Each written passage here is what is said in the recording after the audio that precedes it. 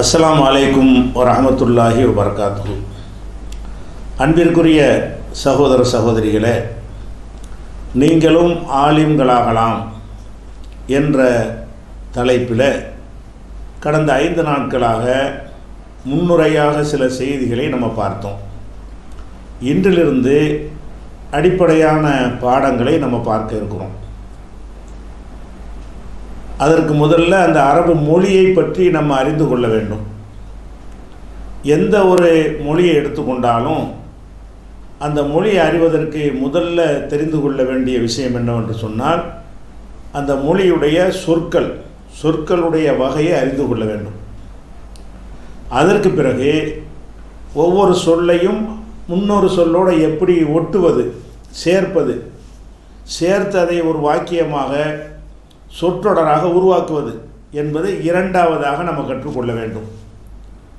அந்த வகையில் தமிழ் மொழியில் இருப்பது போலவே அரபு மொழியிலையும் பெரும்பாலான மொழிகளிலையும் சொற்கள் 3 வகையில் இருக்கிறது.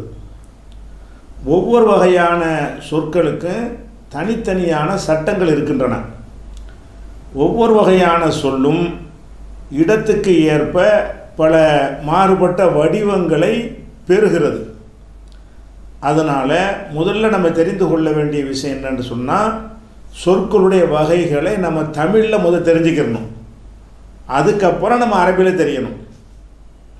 சொற்களுடைய வகை என்னென்ன வகை இருக்குது என்று சொன்னால், சில சொற்கள் பெயர் சொற்கள் என்று சொல்வார்கள். சில சொற்களை வினை சொற்கள் என்று சொல்கிறோம். சில சொற்களை இடை சொற்கள் என்று நம்ம சொல்கிறோம்.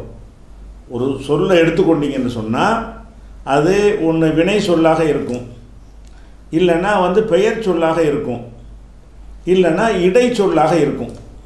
இதை நம்ம பாஷையில் புரிந்து கொண்டால் தான் அரபியில் சொல்லும்போது உங்களுக்கு எளிமையாக புரியும். ஏன்னா இது கூட தெரியாத கொஞ்சம் பேர் இருப்பாங்க. தமிழில் கூட தாய்மொழியில் பேசினா கூட இந்த சொல்லுடைய வகையை விளங்காத மக்களும் இருப்பார்கள். அவர்களையும் கருத்தில் கொண்டு தான் இந்த பாடத்தை நம்ம நடத்துகிறோம். பெயர் சொல்லுண்டா என்ன, வினை சொல்லுண்டா என்ன, இடை சொல்லுண்டா என்ன என்று சொன்னால், ஒரு இடத்தை, ஒரு மனிதனை, ஒரு பொருளை, ஒரு கருத்தை சொல்லக்கூடிய எல்லா சொற்களுமே பெயர் சொற்கள் என்று சொல்வார்கள். உதாரணமாக, ஒரு ஆளுக்கு பேர் இப்ராஹிம், இது பெயர் சொல். அவன் மனுஷனத்தை சேர்ந்தவன் தானே, மனிதன், அது பெயர் சொல். ஆடு, மாடு, கழுதை, குதிரை, கொக்கு, குருவி, ஓனா, மீன், நாய், நரி, இது எல்லாமே பெயர் சொல். அதெல்லாம் அந்த பொருளை குறிக்குதில்ல. அதே மாதிரி கத்திரிக்காய், உருளைக்கிழங்குன்னு நம்ம சாப்பிடக்கூடிய அரிசி, பருப்பு, வெங்காயம், இது எல்லாமே இந்த சொல்லுக்கு என்ன பேர்னா பெயர் சொல். இது ஒரு பொருளை குறிக்கிறது, இந்த பொருளை மட்டும் குறிக்கிறது. வெங்காயம்ங்கிற அந்த சொல்லு வெங்காயத்தை மட்டும்தான் குறிக்கிறது. இப்படி இருக்கக்கூடிய சொற்களை பெயர் சொற்கள் என்று சொல்லுவோம். பெயர் சொல் என்றால் அது ஒரு பொருளாகத்தான் இருக்குன்னு அவசியம் கிடையாது. ஒரு கருத்தாகவும் இருக்கலாம். காலை, மாலை, பகல், இரவு, இதெல்லாம் கூட பெயர் சொல் தான். காலைன்னு ஒரு பொருளாக கிடையாது. ஆனால் காலைன்னு ஒரு கருத்து இருக்குதுல்ல. காலைன்னா இந்த நேரத்துக்கு சொல்லப்படுறது, மாலை என்றால் இந்த நேரத்துக்கு சொல்லப்படுறது. அது மாதிரி நம்ம தொழுகையில் லுஹர், அசர், மகரிப், ஈஷா, இதெல்லாம் பெயர் சொற்கள். லுஹர்னா என்ன, அது ஒரு குறிப்பிட்ட ஒரு தொழுகைக்கு பெயர். அசர்னா அது ஒரு பெயர். அப்போ இந்த பெயர் சொற்கள் என்று சொன்னால் எதையாவது ஒன்றை குறிக்கும். அந்த பொருளை மட்டும் அக்யூரேட்டாக கரெக்டாக குறிக்கும். இப்படி குறிக்கக்கூடிய சொற்களை தான் பெயர் சொற்கள் என்று நம்ம தமிழில் விளங்கி வச்சுருக்கிறோம். இந்த பெயர் சொற்களில் அடுத்த சொல் என்னென்னு கேட்டால் வினை சொல்னு சொல்லுவோம். வினை சொல் என்பதில் ஒரு செயலை குறிக்கும். செயலை மட்டும் குறித்தால் கூட வினை சொல் ஆகாது. உதாரணமாக சாப்பிடுதல் ஒரு செயல் தான், ஆனால் இது வினை சொல் கிடையாது. சாப்பிட்றது ஒரு செயல் தானே, செயலை மட்டும் குறித்தா கூட பெயர் சொல்ல ஒடியாந்துடும். சாப்பிடுதல், குடிக்குதல், அடிக்குதல், ஓடுதல், ஆடுதல், அழுதல், சிரித்தல்னு சொல்கிறீங்கல்ல, இதெல்லாம் கூட ஒரு செயல் தானே. செயலை குறிக்கிறதெல்லாம் கூட வினை சொல்ன்னு சொல்லக்கூடாது. செயலோடு காலத்தையும் சேர்த்து குறிக்கணும். ஒரு ஒரு வார்த்தை ஒரு செயலையும் ஒரு காலத்தையும் சேர்த்து குறிக்கும் என்று சொன்னால்தான் அந்த மாதிரியான சொற்களை வந்து வினை சொற்கள் என்று சொல்லுவோம். உதாரணமாக இப்போ அடித்தல், இது ஒரு செயல். ஒரு ஆள் ஒருத்தன் அடிக்கிறான், இது ஒரு செயல். இது வந்து பெயர் சொல்லு தான். இது அந்த அடிக்கல் அந்த செயலுக்கு இந்த சொல்லை வச்சுருக்கிறாங்க, பெயர் சொல். இப்போ அடித்தல்ங்கிறதுக்கு பதிலாக அடித்தான் அப்படிங்கிறீங்க. இந்த அடித்தான் என்பதற்குள்ள ஒரு காலம் அடங்கியிருக்கா இல்லையா? அடித்தான்னு எப்போ சொல்லுவோம்? இப்போ பேசிகிட்டு இருக்கிறதுக்கு முன்னாடி அந்த செயல் நடந்திருக்குன்னு அர்த்தம். நேற்று அடித்தான், நேற்று, போன மாதம், போன வருஷம், அல்ல ஒரு 10 நிமிஷத்துக்கு முன்னாடி. அப்போ அந்த அடித்தான்னு சொல்லும் பொழுது தான் அதில் என்ன அடங்கியிருக்கிறது? காலம் அடங்கியிருக்கிறது. அது அடிப்பான்ங்கிறீங்க, இதுவும் காலம் அடங்கியிருக்கு. அடிப்பான் என்பது என்ன வருது? அடித்தல்ங்கிற செயலும் இருக்கிறது, அது இனிமேல் நடக்கும் என்பது அதில் இருக்கிறது. இப்போ ஒருத்தன் அடிச்சுக்கிட்டு இருக்கிறான், அடிக்கிறான்ங்கிறோம். இந்த அடிக்கிறான் என்பதில் என்ன இருக்குது? வெறும் அடித்தல் மட்டும் அதில் இல்லை. எப்போ அடித்தல் நடக்குதுங்க? இப்போ நடந்துக்கிட்டு இருக்குது. அப்போ வந்து ஒரு வினை சொல் என்று சொல்வதாக இருந்தால் அதில் ஒரு செயலும் அது நிகழ்கிற காலமும் அதில் மிக்ஸ் பண்ணி இருக்கும். அப்படி இருந்தால் அந்த மாதிரி சொல்ல என்ன செய்யணும்? வினை சொல் என்று வைத்துக்கொள்ள வேண்டும். அப்படி இல்லாமல் ஒரு கருத்தை சொன்னிச்சின்னு சொன்னால் அதை பெயர் சொல் என்று சொல்லிடணும். இப்போ கண்ணாடிங்கிறது என்னன்னு கேட்டால் பெயர் சொல். மூக்கு என்னன்னா பெயர் சொல். விரல் என்னன்னு கேட்டால் அது பெயர் சொல். நகம் என்ன? அது பெயர் சொல். இந்த பட்டன் என்ன? அது பெயர் சொல். சட்டை என்ன? பெயர் சொல். அப்போ இந்த மைக்கு என்ன? பெயர் சொல். லேப்டாப் என்ன? பெயர் சொல். அப்போ ஒரு பொருளை குறிக்கிற எல்லா சொற்களுமே பெயர் சொற்கள் என்று விளங்கி கொள்ளணும். வினைச்சொல் என்று எதை சொல்லுவோம் என்று கேட்டால் அந்த செயலும் காலமும் அடங்கி இருக்கும். இதுதான் அந்த வினை சொல்லுக்கும் பெயர் சொல்லுக்கும் உள்ள வேறுபாடு. இதை வந்து எளிமையாக புரிஞ்சுக்கிறதுக்கு ஒரு சில வழிமுறை இருக்குது.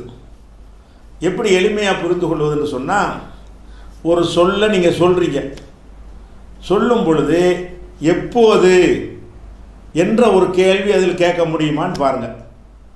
கேட்க முடிந்தால் அது வினை சொல். எப்போதுங்கிறத கேட்க முடியலைன்னு சொன்னால் அது பெயர் சொல்.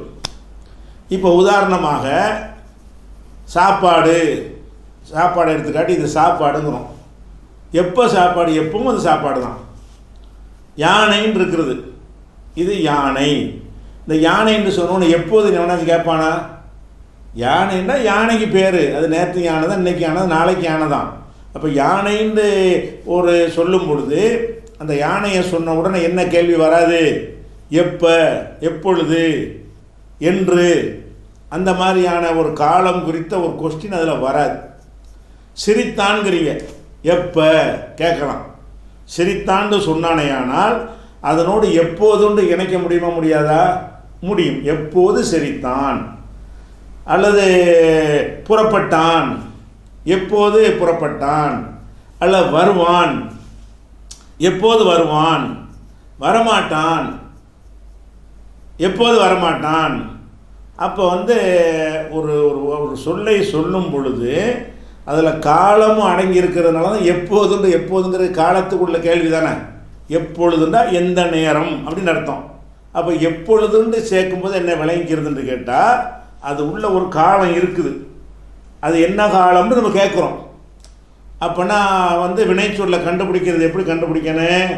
ஒரு சொல்லை வினைச்சொல் என்று நீங்கள் அறிந்து, உங்கள் தமிழ் மொழியில் நான் சொல்கிறேன், தமிழ் மொழியில் ஒரு சொல்லை வினைச்சொல் என்று அறிந்து கொள்வதாக இருந்தால் அந்த சொல்லை சொல்லும் பொழுது அதனோடு சேர்த்து எப்போது என்று சேர்க்க முடிந்தால், அல்லது ஒருவன் அந்த சொல்லை சொல்லும் பொழுது இன்னொருவன் எப்போது என்று அதில் கேள்வி கேட்க முடிந்தால், அந்த மாதிரி அமைந்திருக்கிற சொற்களை வந்து என்ன செய்வாங்க? அதை வினை சொல் என்று சொல்லுவாங்க. 2 வகை தான். அதாவது ஒரு கருத்தை சொல்லிச்சுன்னு சொன்னால் பெயர் சொல்லு, கருத்தோட காலத்தையும் சேர்த்து சொன்னால் வினை சொல். இவ்வளோ தான் விஷயம்.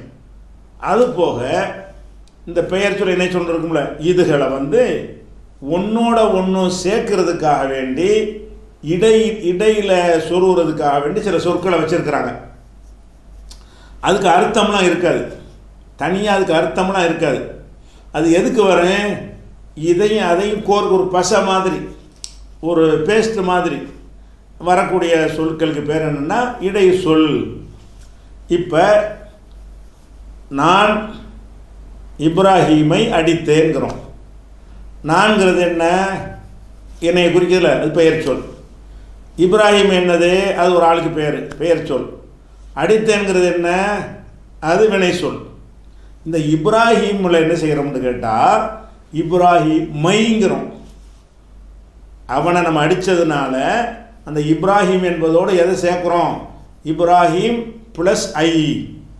இப்ராஹிம் ப்ளஸ் ஐயன்னா போட்டால் இப்ராஹீமை.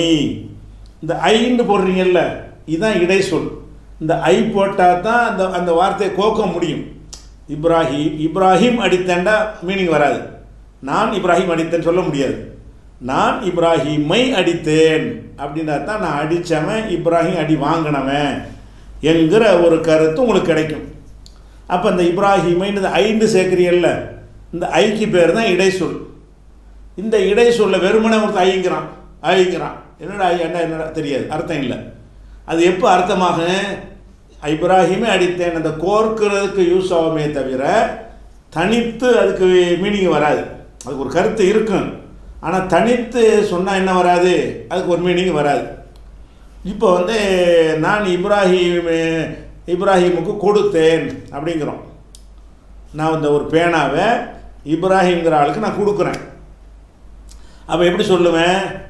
இப்ராஹிமுக்கு பேனாவை கொடுத்தேங்கிறோம். அந்த இப்ராஹிம் என்பதோட இப்ராஹிமுக்கு உக்குன்னு சேர்க்குறீங்கல்ல, உக்குங்கிற வார்த்தை. இந்த உக்குக்கு என்ன? ஒருத்தர் தனியாக உக்குங்கிறான். என்னடா உக்குண்டா என்னடான்னு கேட்போம். இப்ராஹிம் ப்ளஸ் உக்கு, இப்ராஹிமுக்கு. அப்போ இப்ராஹிமுக்கு கொடுத்தேனுங்கும் போது நான் கொடுத்துருக்குறேன், வாங்கியிருக்கிறான். வாங்குறவனை குறிக்கிறது என்பதற்காக இந்த இடை சொல்லை போட்டு கோர்க்கணும். இப்படிங்கிறது தான் இடை சொல் என்பது. அப்போ இடை சொல் என்பது எதுக்கு வரும்னு கேட்டால், ஒன்றை ஒரு சொல்லை இன்னொரு சொல்லோட கோர்க்கும் பொழுது சும்மா தானாக ஒட்டாது. ஒட்டாமல் இருக்கும் என்று சொன்னால் ஒட்ட வைக்கிறதுக்காக வேண்டி என்ன செய்வாங்க? சில சொற்களை நம்ம தமிழில் வச்சுருக்கோம்ல, இப்படியாக இருக்கிற மாதிரி அரபிலையும் இருக்குது. முதல் தமிழில் விளங்கிக்கிட்டு போனால் தான் நம்ம அரபி இன்னொரு மொழியில் விளங்க முடியும். இப்போ நான் சில வாசகங்களை உங்களுக்கு சொன்னால் விளங்கிக்கிறோம். நான் நேற்று காலையில் மதுரைக்கு சென்றேன். இது ஒரு வாக்கியம். நான் நேற்று காலையில் மதுரைக்கு சென்றேன். இதில் நான்கிறது என்ன? என்னை குறிக்க பெயர் சொல். நேற்றுங்கிறது என்ன? அது ஒரு நேரத்தை குறிக்குது, அது ஒரு பெயர் சொல். காலைங்கிறது என்னது? அது ஒரு நேரத்தை குறிக்கிறது, அது ஒரு பெயர் சொல். அந்த காலை இல்ங்கிறோம்ல, இல்ங்கிற என்ன அர்த்தம்? இல்ங்கிறதுக்கு அர்த்தம் கிடையாது. ஆனால் காலையில்னு சொல்லும்போது காலை நேரத்தில் அந்த சேர்க்கறதுக்கு அது துணையாக நிற்கிது. அந்த இல்ங்கிறது இப்போ இடை சொல்லு. நான்கிறது நான் நேற்று காலையில் மதுரைக்கு சென்றேன் அப்படின்னு சொன்னால், நான்கிறது ஒரு பெயர் சொல்லு, நேற்றுங்கிறது ஒரு பெயர் சொல்லு, காலைங்கிறது ஒரு பெயர் சொல்லு. அந்த இல் என்று சொல்வது இடை சொல்லு. மதுரைக்கு சென்றேங்கிறோம்ல, மதுரைங்கிறது பெயர் சொல்லு. மதுரைக்கு இப்புங்கிறீங்கல்ல, அது ஒரு இடை சொல்லு. சென்றேன், இதுதான் வினைச்சொல். இந்த ஊழபெரிய வாக்கியத்தில் சென்றேங்கிறது மட்டும்தான் அது வினைச்சொல்லாக இருக்குது. ஏன்னா சென்றேன்ன உடனே அந்த சென்றேன்னு மட்டும் சொன்னீங்கன்னு வைங்க, எப்போன்னு கேட்கலாம்ல. சென்றேன், எப்போ சென்றாய், எப்போது சென்றாய், இந்த எப்போதுன்னு கேட்க முடியுது. அப்போ இந்த சொல்லில் என்ன இருக்குது? பெயர் சொல்லும் நமக்கு விளங்குது, இடை சொல்லும் வழங்குது, வினை சொல்லும் வழங்குகிறது. அது மாதிரி இன்னொரு 2-3 சொல்ல நீங்கள் என்ன இதை நீங்கள் தெரிஞ்சவர்கள் நீங்கள் இருப்பீங்க. நாம் இதை நடத்துறது என்னன்னு கேட்டால், தமிழ் மொழியிலேயே இலக்கணம் தெரியாதவங்க இருப்பாங்க, அவங்களையும் வைத்து தான் இந்த பாடத்தை நடத்துகிறோம். சில ஆளுகளுக்கு இதெல்லாம் தெரியுமே எங்களுக்குன்றக்கூடாது. உங்களுக்கு தெரிஞ்சாலும் அவங்களும் மற்றவங்களும் இதை தெரிஞ்சுக்கிட்டு அந்த பாடத்துக்கு வந்தால் தான் அரபியில் சொல்லும்போது விளங்கும். அதுக்காகத்தான் இதை சிலது கூறியது கூறல் மாதிரி உங்களுக்கு தெரியும், படித்தது படிக்கிற மாதிரி இருக்கும். இருந்தாலும் நம்ம இலக்கு யார் என்று கேட்டால், கீழ்நிலைன்னா அந்த இதில் படிப்பில் கீழ்நிலையில் உள்ளவர்களில் இருந்து மேல்நிலையில் உள்ள எல்லாருக்கும் விளங்குற மாதிரி கொண்டு போகிறதுக்காகத்தான் ஒரு பாமரத்தனமான விஷயங்களாகவும் சொல்ல வேண்டி இருக்கிறது. அதே மாதிரி சனிக்கிழமை காலை மூசாவுக்கு திருமணம் நடந்ததுங்கிறீங்க. சனிக்கிழமை அது என்னது? அது ஒரு நாளுக்கு பேர், அது பெயர் சொல். காலை அது ஒரு பெயர் சொல். காலையில் வந்து காலையில்னு கூட சொல்லலாம், இல்லை விட்டுட்டு கூட சொல்லலாம், அந்த அர்த்தம் வந்துடும். சனிக்கிழமை காலை மூசாவுக்கு, சனிக்கிழமை காலையில் மூசாவுக்குன்னு சொல்லலாம். இந்த இடத்துல இடை சொல் இல்லாமலே கூட சேர்ந்துக்கிறோம், இடை சொல் வச்சியும் சேர்க்கலாம். அப்போ சனிக்கிழமை வந்து பெயர் சொல்லாக இருக்கிறது. காலைங்கிறது வந்து அது ஒரு நேரத்தை குறிக்கிறதுல, இது ஒரு நாளை குறிக்கிறது, ஒரு நேரம், அது ஒரு பெயர் சொல். மூசாவுக்கு, மூசாங்கிறது பெயர் சொல். இந்த உக்குங்கிறீங்கல்ல, அது வந்து இடை சொல், ஒட்டுறது. திருமணம் அது ஒரு பெயர் சொல். திருமணம்னு அந்த ஒரு ஒரு காரியத்துக்கு பேர் திருமணம். நடந்தது, நடந்ததுங்கிற வினைச்சொல். எப்போ நடந்தது, நடந்ததுன்னு மட்டும் சொல்கிறோம், எப்போ நடந்ததுன்னு கேட்கலாம்ல, இது வினைச்சொல். இப்படி வந்து நீங்கள் வந்து எந்த ஒரு வாக்கியத்தை எடுத்தாலும் இந்த 3 தாண்டி 4வது சொல் இருக்காது. நீங்கள் எந்த மாதிரி நீங்கள் பேசுகிற பேச்சு எடுத்துக்கொண்டாலும் அந்த சொல் ஒன்று பெயர் சொல்லாக இருக்கும், அல்லது வினை சொல்லாக இருக்கும், அல்லது இடை சொல்லாக இருக்கும். இந்த 3 வகையில் தான் எந்த ஒரு வாக்கியத்தை அரபியில் எடுத்தாலும் சரி, தமிழில் படித்தாலும் சரி, இந்த 3 வகையில் தான் எல்லா விதமான சொற்களும் வந்து அமைஞ்சிருக்கும். இன்னொரு இதெல்லாம் நல்லா புரியறதுக்காக வேண்டி சிலதை திருப்பி சொல்ல வேண்டி இருக்கிறது. மதுரையில் இருந்து சென்னைக்கு இரவு 8 மணிக்கு பேருந்து புறப்படும், இப்படி சொல்கிறேன் ஒரு வாசகம். எப்படி சொல்கிறேன்? மதுரையில் இருந்து சென்னைக்கு இரவு 8 மணிக்கு பேருந்து புறப்படும். இதில் வந்து என்னது? மதுரையில் இருந்துங்கிறோம். மதுரையில்ங்கிறது ஒரு சொல்லு தானே, உடைக்கணும். மதுரை அது ஒரு ஊருக்கு பெயர் சொல். மதுரை இல், அந்த இல்ங்கிறீங்கள என்னது? ஒட்டுறதுக்கு உள்ளது, இடை சொல். இருந்து, இருந்துன்னு அந்த அந்த இருந்து இல்லை, அங்கே இருந்து அப்படின்னு சொல்கிறோம்ல, இது ஒரு இடை சொல்லு தான். இருந்துங்கிறதுக்கு ஒரு பொருள் கிடையாது. சென்னைக்குங்கிறோம், சென்னைங்கிறது பெயர் சொல். சென்னையோட சென்னைக்குன்னு இந்த இக்கண்ணா குணா போடுறீங்களா, அது என்னது? அது ஒற்ற சொல்லு, இடை சொல்லு. இரவு அது ஒரு ஒரு நேரத்துக்கு பேர். 8ங்கிறது ஒரு நம்பருக்கு பேர். மணி, மணிங்கிற ஒரு டயத்துக்கு பேர். மணிக்கு அந்த இக்குன்னு போடுறீங்கல்ல, அது என்னது? அது இடை சொல். பேருந்து, பஸ்ஸு, பேர் சொல். புறப்படும், புறப்படும் என்பது வினை சொல். ஏன் எப்போ புறப்படும் கேட்கலாம்ல. பஸ்ஸு புறப்படும் எப்போது. அப்போ எந்த ஒரு சொல்லை நீங்கள் எடுத்துக்கிட்டால் இது விளங்குனா தான் வினை சொல்லை எப்படி மாற்றணும், பெயர் சொல்லை எப்படி மாற்றணும், இடை சொல்லை எப்படி மாற்றணுங்கிறது நமக்கு ஒரு சொந்த மொழி மாதிரி மாறிக்கிறோம் அரபினை. அதுக்காக தான் இப்படி நடத்த வேண்டியிருக்கு. அப்போ நம்ம ஃபஸ்ட்டு விளங்குற விஷயம் என்னன்னு கேட்டால், எந்த மொழியாக இருந்தாலும் அந்த சொற்கள் எடுத்து பார்த்தீங்கன்னு சொன்னால் அது வந்து ஒரு பெயர் சொல்லாக இருக்கும், இல்லைன்னா வினை சொல்லாக இருக்கும், இல்லைன்னா இடை சொல்லாக இருக்கும். இந்த 3 வகையை வச்சுக்கிட்டீங்களா? இந்த 3 வகையை நீங்களும் என்ன செய்யலான்னு கேட்டால், சில வார்த்தைகளை சொல்லி பெயர் சொல், வினை சொல், இடை சொல் நீங்கள் என்ன செய்யலாம், நீங்கள் கண்டுபிடிக்கலாம். உருளைக்கிழங்கு நான் சாப்பிட மாட்டேன் அப்படின்னு உதாரணத்துக்கு போட்டுக்கிறங்க. உருளைக்கிழங்குங்கிறது என்ன? அது ஒரு பொருள், ஒரு ஒரு உணவுக்கு பேர். நான்கிற என்னை குறிக்கிறேன், இது ஒரு பெயர் சொல். சாப்பிட மாட்டேன், அது ஒரு சாப்பிட மாட்டேன்னா ஒரு வினை சொல். சாப்பிட மாட்டேன், எப்போ சாப்பிட மாட்டாய். அப்போ இப்படி நீங்களாம் என்ன தேவை போட்டு வாயில் வந்து என்ன செய்யலாம், ஏதோ ஒரு தமிழ் வாசகத்தை எடுத்துக்கொண்டு இதில் எது பெயர் சொல் தமிழில் கண்டுபிடிச்சிட்டுனா அரபியும் கண்டுபிடிச்சிருவீங்க. அதுக்காக தான் உங்கள் தாய்மொழியில் இதெல்லாம் பிரித்து உங்களுக்கு அறிய தெரிந்தால் அரபு மொழியிலையும் உங்களுக்கு அறிய தெரிகிறது எளிதாக இருக்கும். இப்படியாக அந்த 3 வகையான சொற்கள் இருக்குது. அடுத்து தெரிஞ்சுக்கிற விஷயம் என்ன, இது நல்லா இது கொஞ்சம் ப்ராக்டிஸ் கொஞ்சம் எடுத்துக்கிறேங்க. இந்த மாதிரி சில சொற்கள் என்ன செய்யணும், நமக்கு வந்து பெயர் சொல்லு, வினை சொல்லு, இடை சொல்ல பிரித்து கண்டுபிடிக்க தெரிகிறதா, அதை கரெக்டாக மண்டையில் ஏற்றிக்கிட்டோமா. பெயர் சொன்னால் டக்குன்னு எதை கேட்டாலும் உங்களுக்கு சொல்லிட முடியுமா, வினை சொல் என்று எதை வேணாலும் கரெக்டாக சொல்லிட முடியுமா என்று என்ன செய்ய எப்போ சரியாக வரும். நீங்கள் நான் சொன்ன மாதிரி சில வாசகங்களை நீங்களாக சொல்லி, எந்த வாசகத்தை வேணாலும் சொல்லுங்கள், இந்த 3க்குள்ளே வந்துடும். உங்கள் பாஷையில், தமிழ் பாஷையில் எந்த மாதிரியான ஒரு சென்டென்ஸ், ஒரு வாக்கியத்தை நீங்கள் போட்டாலும் சரிதான், அந்த வாக்கியத்தை நீங்கள் என்ன செய்ய முடியும், பெயர் சொல்லு, வினை சொல்லு, இடை சொல்லு என்று பிரித்து நீங்கள் காத்திர முடியும். இப்போ இந்த சொற்களை 3 வகை இருக்குல்ல, 3 வகையையும் தனித்தனியாக நம்ம பிரித்து அறியணும். இப்போ வினை சொல்லு, இந்த வினை சொல்லுங்கிறத அதுக்கு அதனுடைய சட்டங்கள் என்ன, பெயர் சொல்லு அதுக்கு உரிய சட்டங்கள் என்ன, இடை சொற்கள் அதற்குரிய சட்டங்கள் என்ன என்பதை அடுத்தபடியாக நம்ம அறியணும். அது ஏன் அறியணும்னு கேட்டால், முதல்ல நம்ம வினை சொல்ல எடுத்துக்கிறோம். வினை சொல்ல எடுத்துக்கிட்டீங்கன்னு சொன்னால்,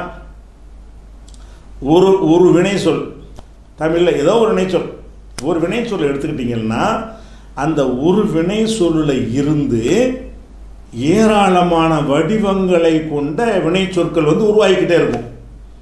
ஒரு வினை சொல்லு தான். அந்த ஒரு வினை சொல்ல என்னவாகும்னு கேட்டால், பல விதங்களில் அது மாறிக்கிட்டே இருக்கும். அதுக்கு தகுந்த மாதிரி அர்த்தமும் மாறிக்கிட்டே இருக்கும். இப்போ நம்ம ஒரு பாடத்தை படிக்கிறதுனால படித்தான்கிற ஒரு சொல்லை எடுத்துக்கிறோங்க. படிக்கிறோம்ல, படித்தான். இந்த படித்தான் என்கிற இந்த ஒரு சொல்லு படித்தாண்டு எல்லா இடத்துலையும் வருமாண்டா வராது.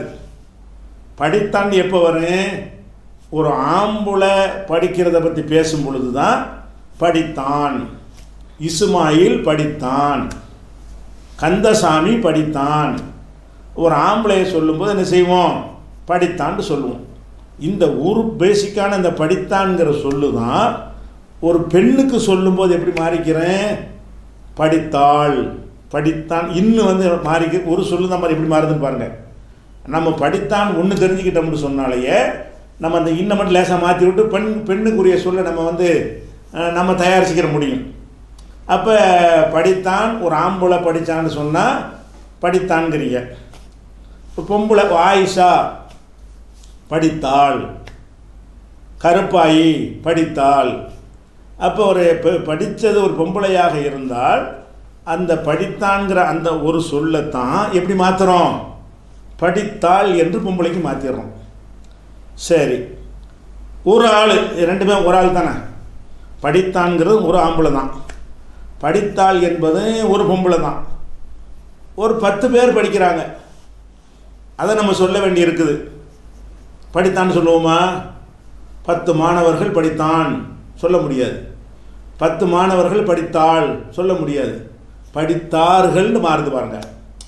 ஒரு படித்தான்ங்கிறது தான் ஆம்பளைக்கு சொல்லும்போது படித்தான். ஒரு பெண்ணை பற்றி பேசும் பொழுது படித்தாள். பலர் படித்தாங்கன்னு வைங்க, அப்போ என்ன செய்வோம்? 10 ஆண்கள் படித்தார்கள், 10 பெண்கள் படித்தார்கள். இது ஆண் பெண் வித்தியாசம் வரமாட்டேங்குது. ஒரு ஆளுக்கு சொல்லும்போது படித்தான் ஒரு ஆம்பளை, ஒரு பெண்ணுக்கு சொல்லும்போது படித்தாள் ஒரு பெண்ணு. பலர் படிக்கும் பொழுது அது ஆணாக இருந்தாலும் பெண்ணாக இருந்தாலும் பொதுவான ஒரு சொல்ல தான் நம்ம வச்சுருக்கிறோம். எப்படி? படித்தார்கள். அப்போ ஒரு ஆளுக்கு மேலே 2 பேரை பற்றி நீங்கள் பேசுனீங்கன்னு சொன்னால் எப்படி சொல்லணும்? படித்தார்கள். இப்போ பாருங்கள், ஒரு படித்தான்கிற ஒரு சொல்லு எத்தனையாக மாறி போச்சு. இப்போ வடிவம் எடுக்குது பாருங்கள். அப்போ நம்ம ஒரு நிறைய சொற்கள் மாதிரி தெரியும். ஃபில்டர் பண்ணி எடுத்தீங்கன்னா கொஞ்சோன்னு சொல்லு தான் இருக்கும். ஒரு சொல்லு தான் அப்படி 30, 40, 50ஆக விரிவாகிறது. ஒன்று தெரிஞ்சு 50 தெரிஞ்சு வேணும்னு அர்த்தம் இப்பொழுது. சரி, இந்த 3 சொல்லாச்சுல.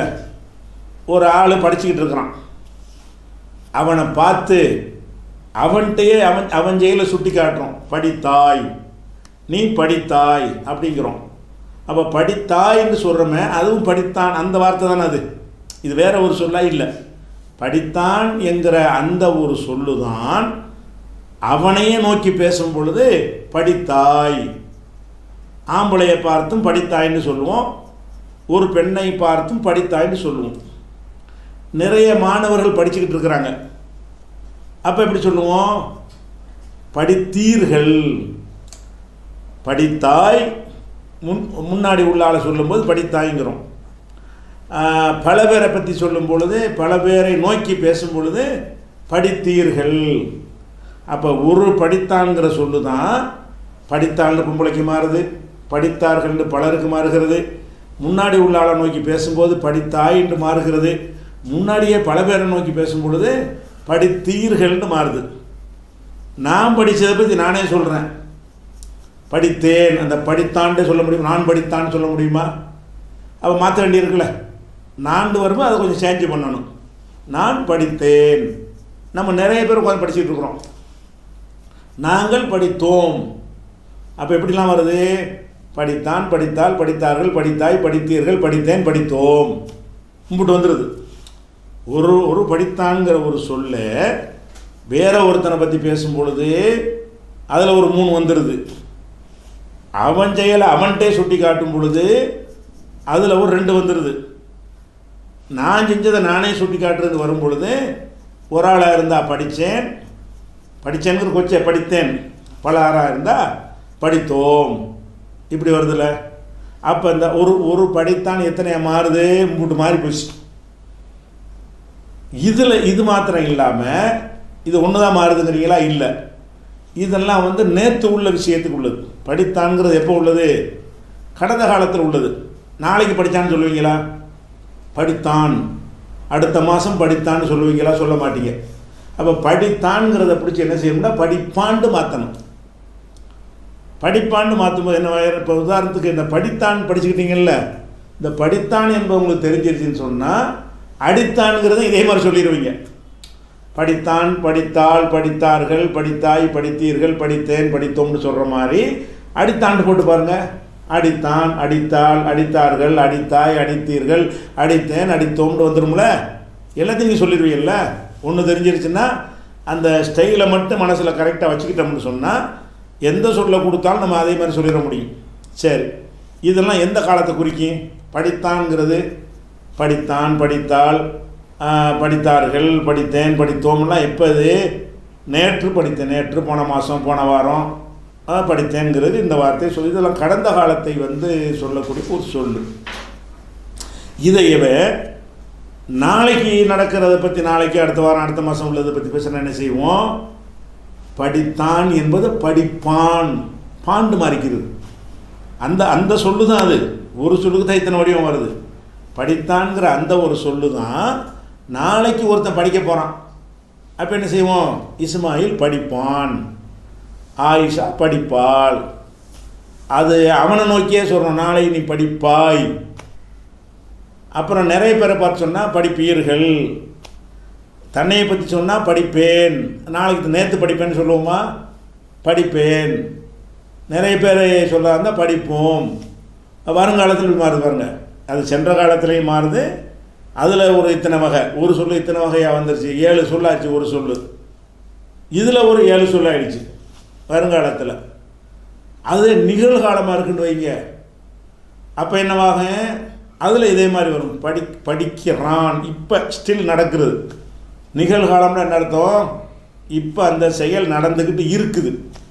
படிக்கிறான், படிக்கிறாள், படிக்கிறாய், படிக்கிறீர்கள், படிக்கிறேன், படிக்கிறோம், இப்படி வருதுல்ல.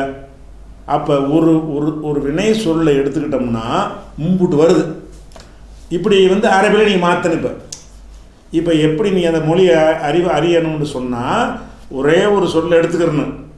ஒரு ஆம்பளைக்கு எப்படி அதை சொல்லணும், 2 ஆம்பளைக்கு எப்படி சொல்லணும், பல ஆம்பளைக்கு எப்படி சொல்லணும், பெண்ணுக்கு எப்படி சொல்லணும், இப்படின்னு வகைப்படுத்தி அறிய வேண்டிய விஷயங்கள் இதில் இருக்கிறது. இந்த வினை சொற்களை 3 வகையான சொல்லை நம்ம எடுத்திருக்கிறது தான் எடுத்துருக்குறோம். வினை சொல்லை தான் எடுத்திருக்கிறோம். வினை சொல் விஷயத்தை முடிச்சுட்டு பெயர் சொல்லுக்கு போகணும். வினை சொற்களை ஏன் முதல்ல எடுத்துக்கிட்டோம்னு கேட்டால் இதில் தான் நிறைய சொற்கள் உருவாகும். நான் சொன்னது உதாரணத்தை சொன்னேன், இவ்வளோ தான் இல்லை, இன்னும் இருக்கிறது.